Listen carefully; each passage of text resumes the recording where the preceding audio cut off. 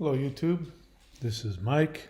Forgive me, I got all my other stuff from my other channel here, but I just was sitting here and thinking I would pop in and say hello to the channel and share some thoughts about trauma bonds and specifically why you can't leave your borderline. You know, one of the things that for me that was so hard on my ego was the fact that, I wasn't breaking up with her. She was always breaking up with me. One time I tried to break up with her, or twice. I tried to break up with her. Twice I tried to break up with her, and you know how they are. She'd have none of it. But it was hard on my ego because it was, I could hear her and I could hear other people.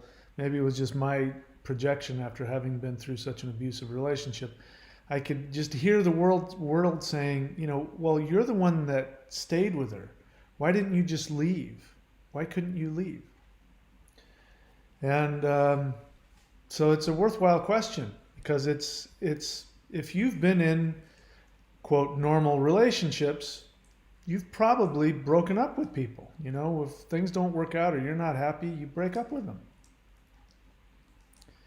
But no matter what they do, no matter how destructive, abusive they are, we stay.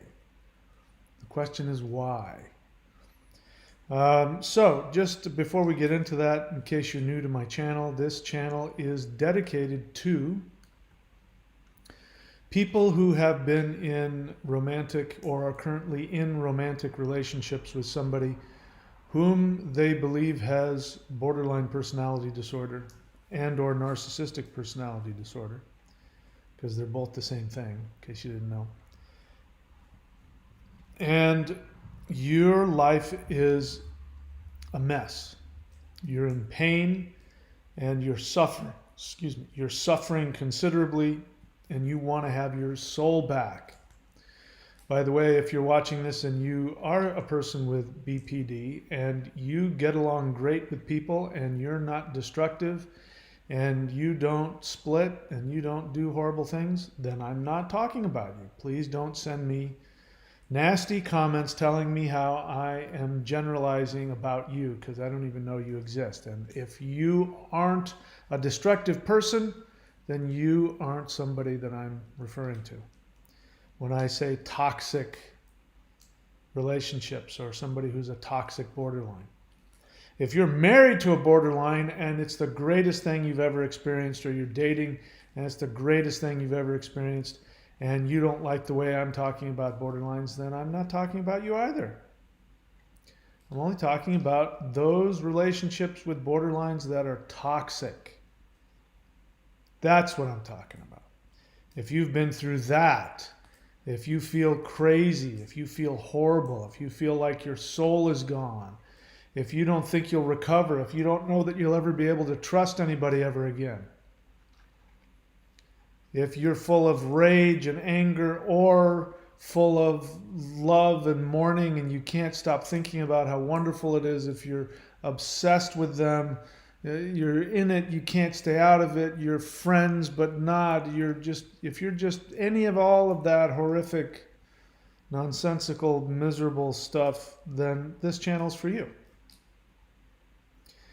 And so today we're going to talk about trauma bonds. We talked about it before, but it's really, really important because, it's really important to understand what a trauma bond is. And this other phrase, intermittent reinforcement. I need to talk about that. That's a great phrase, intermittent reinforcement. Unless you've been there, you may not understand how deep and meaningful those phrases are. But intermittent reinforcement, so trauma bonds. So what ends up happening if you're dating a borderline and or a narcissist, what ends up happening is that when you meet them, there is this charge. If you see them from across the room, you're looking around, your eyes lock with theirs, there is this charge. that just overwhelms you. And you talk with them, and within a few minutes, you realize this is the one. This is the person who finally sees you, who finally validates your existence. This is the person with whom you can conquer the world, and you just relax and you go, it's all going to be wonderful.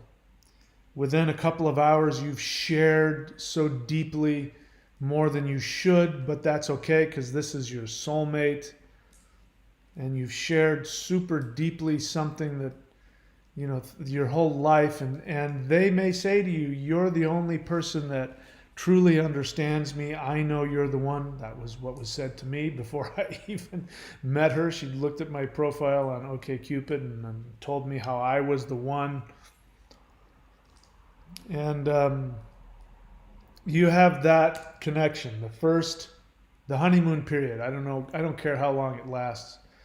But there's a honeymoon period where the way you remember it, although if we really go back and look at it, it didn't happen this way. But the way you remember it was that he or she was absolutely, totally perfect.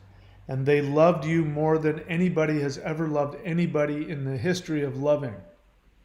And they have no flaws, and they are fearless lovers, and they trust. They are the safest persons you could ever be with, and it's just so amazing and so wonderful. And then you completely, totally invest. In fact, it's not even that you invest. It's as if there's this giant Velcro magnet that goes to your soul, and your soul gets pulled out of your body, and you're enmeshed with this person so deeply, and you can't live without them. Your identity becomes completely, totally enmeshed with them. And then things go bad. And they go bad fast. And it can literally go from a 10 to a minus 50 in a heartbeat. And you don't know what you did. You can't figure it out. Literally, it could be you looked at your watch. Could be that you looked at your phone. You didn't respond to a text. You gave them a gift. I mean, it doesn't matter. It just simply, they're responding to something in a way that doesn't have any connection. Maybe you did do something. And I remember, you know, when I was with my borderline and what I now call a micro split, which was really wasn't a true split. It was an emotional dysregulation, but she got all bent out of shape because I had come to pick her up and we were going to go into town, and I had my surfboard in the passenger side of the car from the back all the way up to the front. So the only seat that was available was the one behind me. And so I jokingly said, hey, I'll be your chauffeur. You get to be the queen. And, you know, I opened the door and put her in, closed the door, got in. And then within a couple of minutes, she had to stop. She had to have me stop the car and ask, why the hell did I put her in the back seat? You know, and then there's a whole huge thing. And I'm like, you know what? If you want, I can take the surfboard out. You want to sit up front. And then there was another half an hour trying to calm her down because I put her in the back seat like a dog, and was like, this kind of stuff happens. And then the next thing you know, you are being told the opposite of what you were first being told. You were first being told you were the most wonderful, amazing person that's ever walked the planet, and that nobody is going to be loved more than she's going to love you. And you went from that to them, I don't know, however they do it. They, you know, each has their own way of doing it. They ghost you, they disappear, they cheat on you, they attack you, they hit you from behind. You know, I was watching something on Netflix about the woman serial killer in Florida, and the undercover cop who was investigating her. You know, he met her at a bar, and he was playing pool with her, and he went to go, you know, hit pool cue, and he said out of nowhere she just whacked him on the back with the pool cue, knocked him to his knees, and he said, "What the hell did you do that for?" She said, "I don't know. It just comes over me. I can't help myself." I believe it. I believe she was a borderline.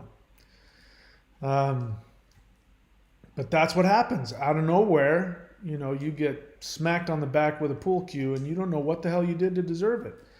And that's what keeps you in the relationship. Long story short, that's what keeps you there. And it's brilliant. It is a strong, it is a, ultimately fails, but in the beginning, it's a stronger method of keeping somebody in the relationship. It works better than anything. And it's because of this trauma bond and the intermittent relationship. So the trauma bond, the way I see it, bear in mind, I'm not a psychotherapist. I'm not a licensed counselor. I'm none of that stuff. I'm just some schmo. I'm just some guy that dated a borderline. And I figured out what I needed to do to heal myself, which I share with you on this channel, which is, of course, the 4 things, which, of course, we'll talk about. If you haven't seen what the 4 things are, look in the discussion underneath. You'll see it. But it's so brilliant because what ends up happening in the love bombing, when they're telling you how wonderful you are and they're loving you, and in my case, cooking me food and giving me foot rubs and doing, just being the ultimate servant wife. That was how it was done to me. As I'm being told I'm perfect and brilliant in all these amazing ways and being, loved more than I ever have. What that does is that is designed to Velcro you to your deepest unresolved childhood abandonment needs. The promise is that number one, they see how deeply you need to be loved. They're going to make you aware, because you will start to become aware of how deeply damaged and how sad and lonely and painful it has been for you ever since you were a little kid. And they're going to fix that, whether they tell that to you or whether they just seduce you into believing that. That's the message. And it bonds you to them. They become the mother. They become your mother. And there is no bond greater than that with the infant and the mother. So they take on that role. You become helpless as an infant. Now, if an infant is with their mother and the mother loves the infant and then hates the infant isn't going to break up with mom. The infant doesn't go, "Hey, man, this is not what I signed up for. I can get any mom I want. I'm out of here." And they go on to, infant.com and they look for a new mom and then they get one and then they're happy. No, the infant is bonded to mom. There's no way out. When you are targeted by the borderline, because they do target you, whether they do it consciously or unconsciously, they definitely are scoping out for you. They're looking for the codependent who if they're not looking for the narcissist themselves, they're looking for the codependent who doesn't have a mental illness but has a deep, unhealed childhood mommy abandonment wound. And they go, that's what attracts them. That's why they fall so deeply in love with you, because they are projecting their deep need to be loved onto you. It's a projection, as all relationships are. Even healthy ones start out as a projection. That's okay, because then you're not a borderline, so you end up waking up to the fact that they're a human being, but you choose to love them anyway.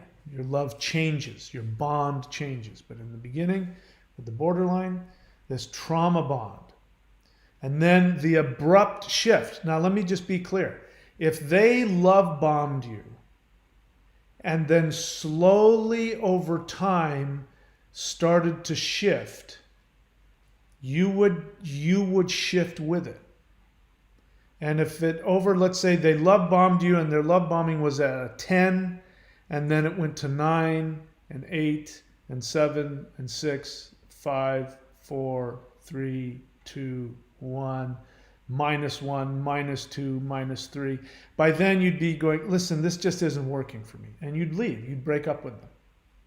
But because it goes from 10 to -100 in a split second, it's a trauma. It's the infant being tossed out of the cave, being given to the cave bear that's looking for an easy meal. The infant is traumatized and needs anybody, mom, but of course the infant is bonded to mom.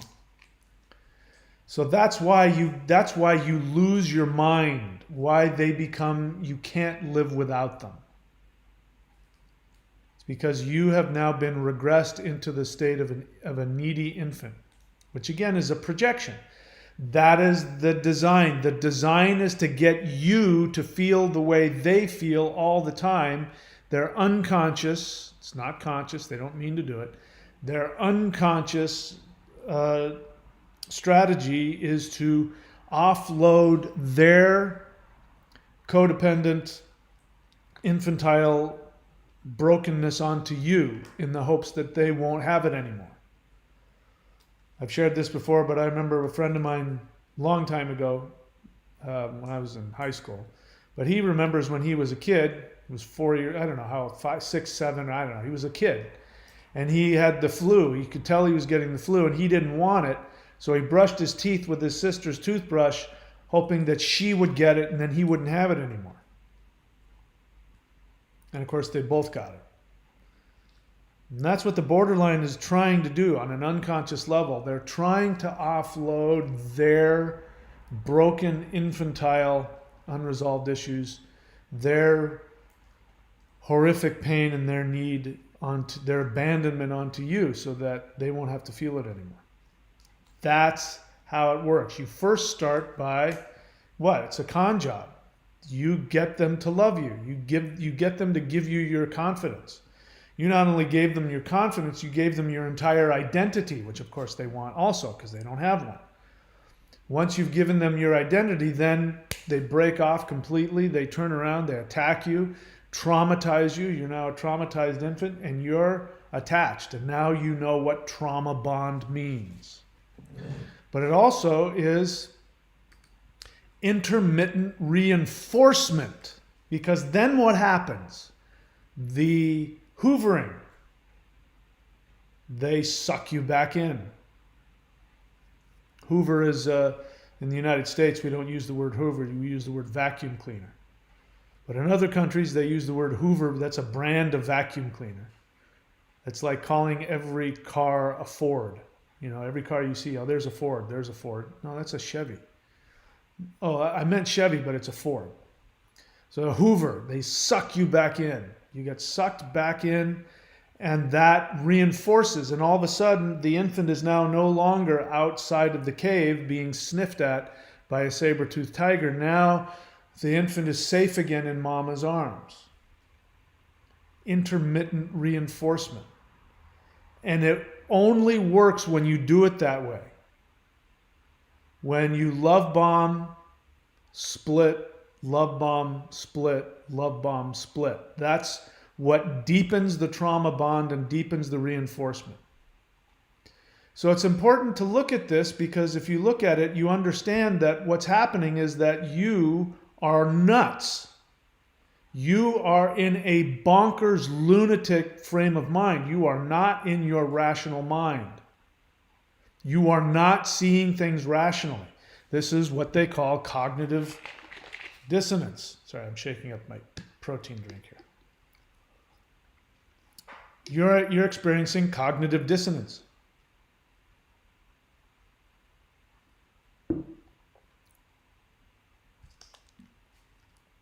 Which is defined as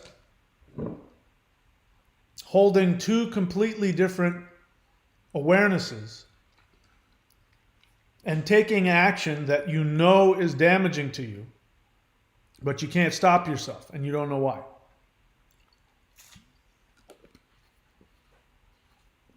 Cognitive dissonance. You know they're bad for you. Your body is telling you this is traumatic, this is bad. I wish I kept the pictures. I had pictures of me when I was with my borderline ex during the love bombing phase. And I would go and spend the weekends at her place or whatever it was. And what would happen is I would get there and then I would feel as though I was falling into this black hole. On the one hand, it was sort of, it was comforting, like being, like falling into a warm, soft, cushy bed, or better yet, a crib where you're being, just, I felt like I was just being pulled into this weirdly comfortable but really frightening place. And even though she was love bombing me, I couldn't escape this feeling that I was just out of control, and I was just sort of, I just wasn't my normal self. And I had this cognitive dissonance going on where part of me was feeling really stimulated, and another part of me was going, this isn't right. Something's wrong here. Get me out of here.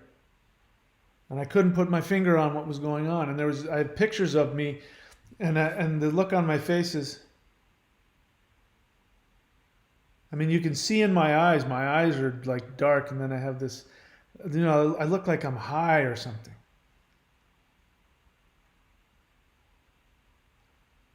I wish I had those pictures. I'd show them to you. But that's what happens. Then you get hoovered back in.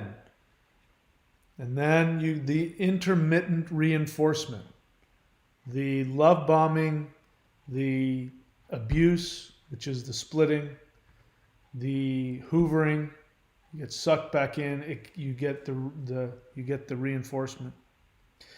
So this turns you into a crazy person. This puts you into a state of trauma. You are in a life and death state of trauma. And imagine you're on a battlefield and you've got two choices. You can either go into the bunker that's filled with fleas and mosquitoes and biting bugs, and you can't sleep. You're getting bitten all the time and you're getting infected. But if you go outside the bunker, you're going to get hit with machine gun fire. You're going to go back into what you know to be safe. Those are your only two choices. You're either in the relationship with the borderline as they are playing tennis with your soul, with your identity, or you're left out in the cold where you're going to get eaten by a cave bear. Those are your only two perceived choices, which of course are not rational. You're not in your rational mind. You are now, you're a lunatic, you're nuts, you're bonkers. You're not seeing things clearly. So I share that with you so that you can get the strength to realize that you're not crazy. It was an incredibly destructive experience, or it is a destructive experience.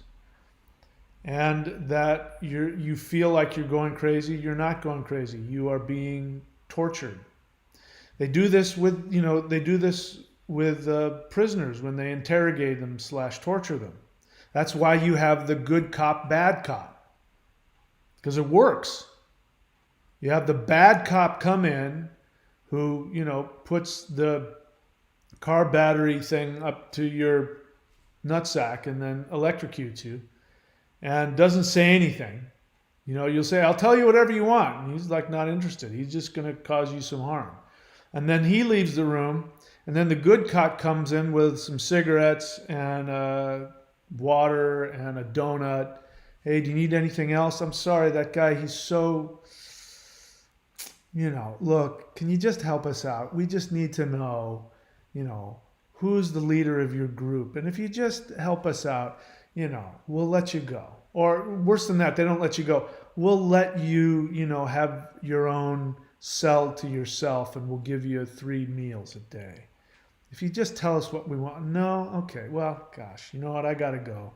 And then the torturer comes back in and tortures you. It's this intermittent reinforcement where you get used to the lesser of 2 tortures. Which one is worse? Well, you get attached and keep hoping that your abuser will turn around and love you again, just like the infant is hoping that mom will turn around and love them again. It's a very sad state of affairs. Anyway, that's it. As you know, the 4 things, if you're not familiar, the 4 things are: number 1, by the way, the 4 things are this. Here's my guarantee. If you want to never be in any kind of pain or trauma about your borderline narcissist relationship, if you want to look back on it and literally have 0 negative feelings or not even remember it, it's so inconsequential to you, I guarantee you can have that experience if you do the 4 things. If you don't do the 4 things, I cannot guarantee that. In fact, what I've seen from people on this channel and other people as well, people that I've known in my personal life who've, married. I know a guy who married a borderline, had 2 kids with a borderline. Still has her in his life. From watching that, what I've seen is if you don't do the 4 things, you are guaranteed, almost virtually guaranteed, that you'll never completely heal. You might get some distance from it. There will be some healing, but there's always going to be something that you can't get out of your mind about it. In fact, somebody came on here just a little, one of the last couple times I was on, and said that same thing. The good news is it's been 20 years and I'm almost healed. I still think about it from time to time, and I said, I don't want that. I said, you're not healed. Then the person got offended, of course, felt shamed, felt criticized. And I said, do you want that? Do you want to, for the rest of your life, always have this wound that sort of kicks in every now and then? You still wake up remembering it? Person said, I can't not forget it. I can. If I weren't making this channel, I would have forgotten about my borderline ex by now. I don't have nothing negative associated with it. And I take that as a healing, a complete 100% healing. And the only reason I have it isn't because it wasn't a big deal and I wasn't with her long enough. No, it's because I did the 4 things. Number 1, you have to go full no contact, make it impossible for them to contact you. Or you haven't contacted them, but they still have your phone number, you're not no contact. You're still energetically connected. That doesn't count. You got to throw your phone in the river. You got to get a new phone. You got to move. You got to do whatever it takes so that they can't find you no matter how hard they try. Number 2, you have to work all 12 steps of CODA.org, which is the website for Codependence Anonymous. And you have to work all 12 steps with another human being. Otherwise, it doesn't count. And then you sponsor someone else. If you haven't done that, you haven't done number 2. Number 3, you work with a psychologist, somebody who understands cluster B personality disorder, codependence. You have to have both. In my experience, if you have both the 12 steps and you have a psychologist, you have bulletproof, multi-spectrum antibiotic. You have to treat this relationship like a bacterial infection. It's never going to go away on its own. It's only going to get worse. It's going to spread. Syphilis. Syphilis is very treatable. But before penicillin, people get syphilis and they'd go crazy. It would go into their brain and eat their brain and make them nuts. This is the same thing. You're with a borderline. You've been bitten. You've been infected by the zombie virus. And it's going to get worse. The infection will not go away. It might go underneath. You might see the symptoms go away, but it's going to pop up somewhere else. So you need a multi-spectrum antibiotic. If you don't do that, I can't help you. If you come back here in another couple weeks and you're still in pain asking the same questions, I'm going to ridicule you because I've given you the antibiotics and you didn't take them. If you take them, then you won't have to watch my channel anymore. Bo Horner. Bear in mind, I do respond better to questions and feelings. I am the kind of person, if you just drop your opinion, there is a possibility I'm going to psychoanalyze you, just letting you know. You say, there is a method in the world of seduction called fractionation, where you put somebody on an emotional roller coaster that makes them feel positive and then negative cyclically. Yeah. So I would say that that's another way of called intermittent reinforcement. I think that's another way of saying that exact same thing. And I like that. Fractionation is, I guess I like that too, but intermittent reinforcement, because what's happening is that, it's one thing to get rejected, but then the bond gets reinforced. That's part of it. They hoover you back in and then love you again. And they're brilliant at it. They're brilliant. They are able to sit there and look you in the eyes and express deep regret and very cogent awareness of what their thoughts and their feelings were, why they did what they did, and why they did it to you, and why they'll even psychoanalyze you and get you to cry about your mother did this to you, and and I'm not going to be like your, and they end up, every time it happens, every time they pull you back in and then apologize, it ends up creating a deeper bond because they're brilliant at getting in there. It's like, every trauma that happens is a way of just shit. It reminds me of when I was an actor. So when I was an actor, there was the good kind of director and the bad kind of director. The good kind of director was somebody that could help you connect to the character and get emotionally connected in a way where you could, open up and get vulnerable to the feelings, and then you could really flesh out the character and give a great performance. And it was a safe environment. And then there were the nutcase, psychopathic, narcissistic directors who would break you down. They'd get you to cry or something, but it's because they broke you down. And it was a very unsafe place. And when you were done, you felt beat up to all to hell. But hell, you were Marlon Brando for, however long you were on stage. And borderlines are like that. They're like that abusive director that knows how to break you down. You think you're being opened up and you're healing and you're growing, but you're getting broken down. Every time they go through the cycle, they love bomb you, they reject you, and that's more than rejection, it's devaluation. They devalue you for what is valuable in you. If you look back on it, you will remember that you gave something really wonderful and beautiful of yourself. And it was that act that then motivated them to devalue you for that very same thing. And it creates such a cognitive dissonance because it's like you feel guilty, but it's just this weird. Again, with mine, she broke me down after she had gone loopy and did some really destructive things. And I was really hurt about it, but I was worried about her.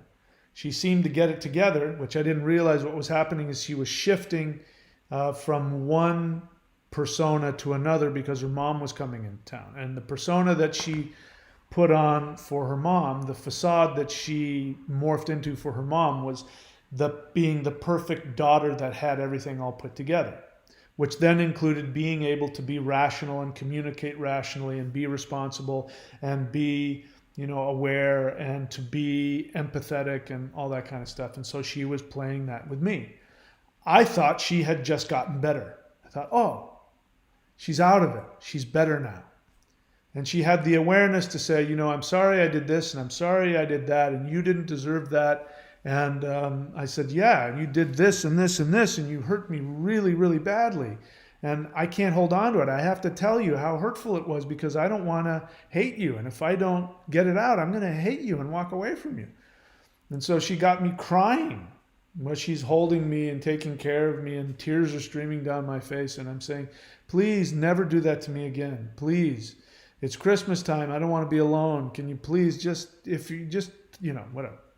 I promise you, she says, I'll be your friend forever, and I'll never do this, and I'll never do that. And here, I'm going to give you my used car that I'm selling. I'll give you a car, and I'm going to take care of you, and we're going to blah, blah, blah. And then the next day, she tells me I'm the worst person that ever existed, and that she can't be around me because I'm untrustworthy. And then I said to her, I don't understand.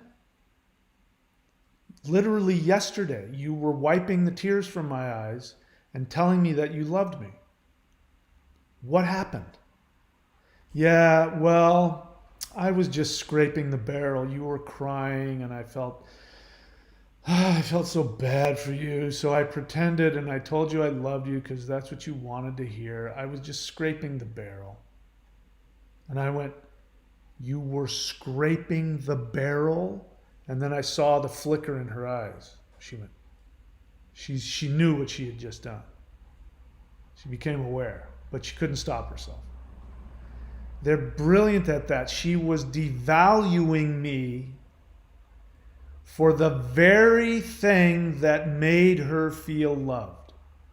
My vulnerability, my giving to her, my staying with her when she was in need of somebody to drive her to the hospital and hold her hair while she puked, and all that stuff that we do, and then loving her for that.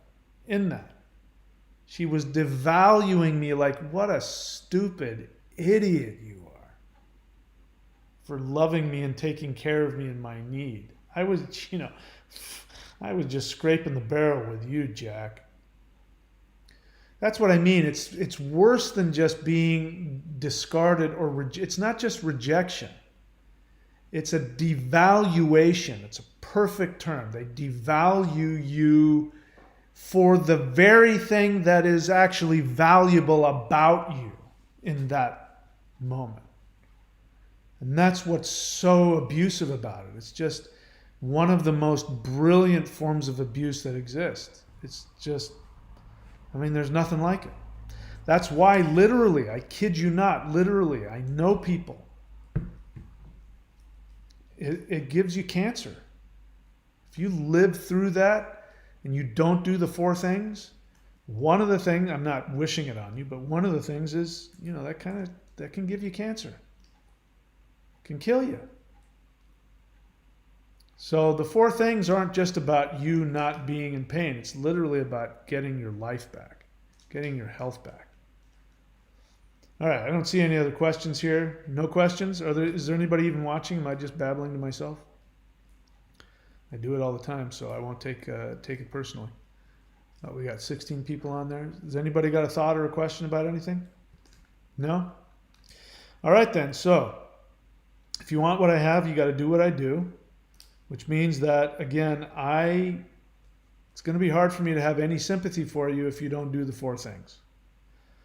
If you don't take the antibiotics, I don't have any sympathy for you if a week from now you still have a bacterial infection. So do the 4 things. They're completely, totally easy to do. They're simple. They're hard emotionally, but they're very simple to do. You can go full no contact. That doesn't cost you any money. You can work all 12 steps. If you go to coda.org, you can go to a Zoom meeting. You can get a sponsor. My suggestion is to get to the 4th step as soon as possible and write out all of your resentments and look at what your attachments are. And then you can work with a psychologist. If you can't afford it, you can find somebody to counsel you. And if not, that's okay. You've got a sponsor. Sponsor that won't cost you anything. Doesn't cost you anything to meditate on a daily basis. You can do all 4 of these things for free. There's no excuse. Literally no excuse. And I challenge you, if you've been damaged, I challenge you to do the 4 things completely. You don't have to like it, but do all 4 of them. And after you've done all 4 of them thoroughly, then come back and tell me that it didn't work. I challenge you. I dare you. The only people that's ever criticized me for this, by the way, I didn't make up the 4 things, just to let you know. I'm no genius. I didn't make this up. I just put them into that order number 4 because, people need, I need to be told what to do. So I gave you 4 things to do, but I didn't make them up. But the people that have criticized me or attacked me, either, on their own YouTube channels or whatever, these are people who have not done the 4 things. You can't say something doesn't work if you haven't done it. If you've done it and you've done it thoroughly and you really truly did it with everything you had, and then you come back and say it doesn't work, well then I'll say, all right, it didn't work for you. All right, anything else? Dan poked his head out and then ran back inside. He had a message and then he retracted it. I know, I can be a little scary. Nothing else? We're all done? All right then. So that's it, guys. It's not your fault. You really did survive a very serious life-threatening trauma. If you're still alive, you made it out. And you can have absolutely everything you've ever wanted, and you can be completely free of all this pain and never even need to come on my channel ever again. That's it. I'll see you guys later. Have a good one. Take care of yourselves. Stay safe. I will see you soon.